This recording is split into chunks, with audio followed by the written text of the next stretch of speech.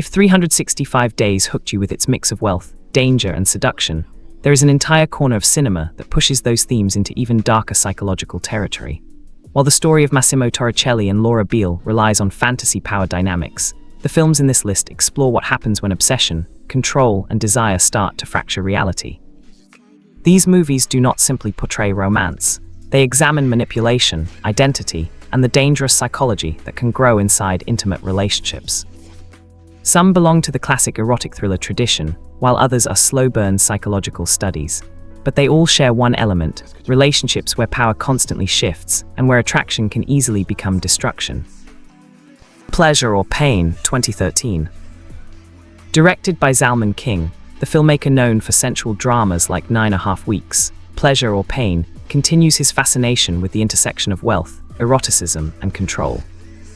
The story centers on a young woman named Victoria, played by Mailna Morgan, who becomes entangled with a powerful and mysterious real estate developer named Jack, portrayed by Christos Vasilopoulos.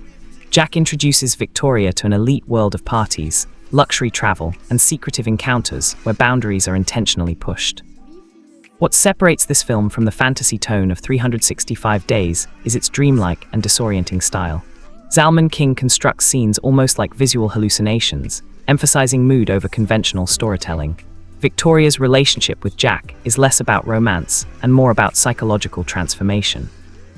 Jack positions himself as a mentor figure who wants to liberate Victoria from her previous identity, but the process involves manipulation and emotional testing. The film suggests that desire can function as a tool of dominance. Jack constantly tests Victoria's limits, framing extreme experiences as personal growth. By the end, the audience is left questioning whether Victoria has truly gained freedom or simply traded one form of dependence for another. This ambiguity makes the story darker than the seductive fantasy often presented in mainstream romantic thrillers. Sanctuary, 2022. Few modern films explore psychological power games as intensely as Sanctuary, directed by Zachary Wigon. The movie functions almost entirely as a two-character chamber drama, set inside a luxury hotel suite. The film stars Christopher Abbott as Hal Porterfield, a wealthy heir preparing to take over his family's powerful hotel empire. Opposite him is Margaret Qualley as Rebecca, a professional dominatrix who has been secretly involved with Hal for years. At the start of the film, Hal invites Rebecca to the hotel room, intending to end their arrangement. However, the conversation quickly evolves into a psychological battle. Rebecca claims that their relationship was never just professional role play and threatens to expose damaging secrets if Hal abandons her. What makes Sanctuary fascinating is how control constantly shifts between the two characters. Hal believes his wealth and status give him ultimate authority, yet Rebecca understands his vulnerabilities and uses emotional manipulation to maintain influence over him. Their interactions blur the line between genuine feeling and carefully staged domination games. The film becomes a study of how power in relationships is rarely stable. Even someone with immense financial privilege can find themselves psychologically outmaneuvered. Rather than relying on spectacle, Sanctuary creates tension purely through dialogue, performance, and the constant question of who is truly manipulating whom. Killing Me Softly, 2002. Directed by Chen Kaige, Killing Me Softly represents a classic early 2000s erotic thriller built around mystery and dangerous attraction. The story follows Alice Loudon, played by Heather Graham, a woman living a stable life in London with her boyfriend.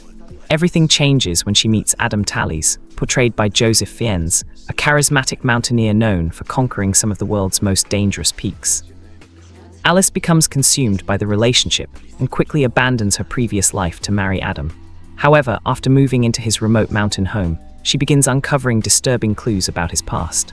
Several of Adam's former partners died under mysterious circumstances, and anonymous warnings suggest he may not be the heroic adventurer he appears to be. The film builds tension through paranoia. Alice's attraction to Adam is inseparable from the danger he represents. Each new discovery forces her to question whether she is married to a passionate explorer or a potential killer. Unlike 365 Days, where danger is often romanticized, Killing Me Softly gradually exposes the darker consequences of idealizing a mysterious partner. The film asks whether obsession can blind someone to obvious warning signs until it is too late. Double Lover, 2017. Directed by acclaimed French filmmaker François Ozon, double lover transforms erotic tension into a surreal psychological puzzle.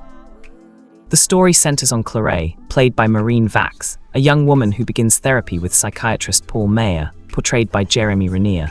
Their professional relationship eventually becomes romantic, and Claire moves in with him. Soon after, Claire discovers something impossible.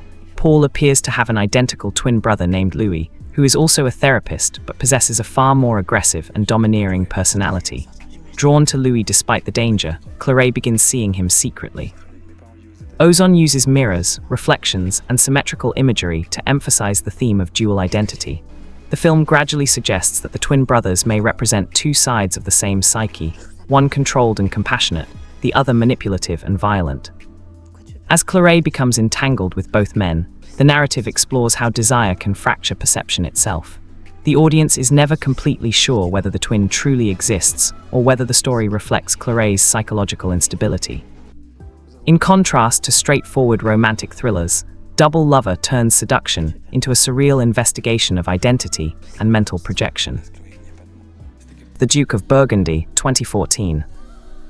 Directed by Peter Strickland, The Duke of Burgundy offers one of the most unusual depictions of power dynamics in modern cinema. The film follows Cynthia, played by Sid's Babbitt Knudsen, and Evelyn, portrayed by Chiara Dana. The two women live together in an isolated countryside mansion and appear to be engaged in an elaborate dominant-submissive relationship. At first, Cynthia seems to hold the power as the strict mistress who punishes Evelyn for minor infractions. However, the film gradually reveals that the dynamic is actually designed by Evelyn, who constantly pushes Cynthia to perform increasingly elaborate acts of domination. Cynthia, despite playing the role of authority, grows exhausted and emotionally strained by Evelyn's demands. This reversal turns the traditional BDSM narrative inside out. The apparent submissive partner is the one dictating the terms of the relationship. Strickland presents the story through lush visual design and hypnotic soundscapes rather than conventional dialogue. The result is an atmospheric meditation on how love can become a performance shaped by expectations and fantasies. 6th, The Voyeurs, 2021. Directed by Michael Mohan, The Voyeurs brings the erotic thriller into the modern digital age. The film follows a young Montreal couple, Pippa, played by Sydney Sweeney, and Thomas, portrayed by Justice Smith. After moving into a new apartment, they realize their windows provide a perfect view into the lives of their neighbors across the street. Those neighbors are Seb, played by Ben Hardy, and Julia, portrayed by Natasha Liu Bordizzo. Pippa and Thomas become increasingly obsessed with watching their glamorous yet volatile relationship. Initially, the voyeurism feels harmless, almost like entertainment. But the situation escalates when Pippa decides to intervene in the couple's lives after discovering Seb's repeated infidelity. What follows is a complex web of manipulation, revenge, and surveillance. The film ultimately reveals that the watchers themselves were being observed and manipulated as part of an elaborate artistic experiment. The Voyeurs explores the idea that looking itself can be a form of power. In an era of constant digital observation, the boundary between private desire and public spectacle becomes dangerously thin. Damage, 1992. Directed by Louis Malle, Damage stands as one of the most devastating portrayals of destructive desire ever put on screen. The film stars Jeremy Irons as Stephen Fleming, a respected British politician with a stable marriage and successful career. Everything collapses when he begins a secret affair with Anna Barton, portrayed by Juliette Binoche. Anna is not just any stranger, she is the fiancée of Stephen's own son. Despite understanding the catastrophic consequences, Stephen becomes incapable of ending the relationship. Unlike many erotic thrillers, Damage strips away glamour and focuses on emotional devastation. Stephen's obsession with Anna destroys his family, his reputation, and eventually leads to tragedy that permanently scars everyone involved. The film's quiet intensity comes from its portrayal of desire as something almost uncontrollable. Stephen knows his actions are morally and socially disastrous, yet he continues the affair because he cannot resist the pull of the relationship. It is a stark reminder that passion, when untethered from responsibility, can devastate lives.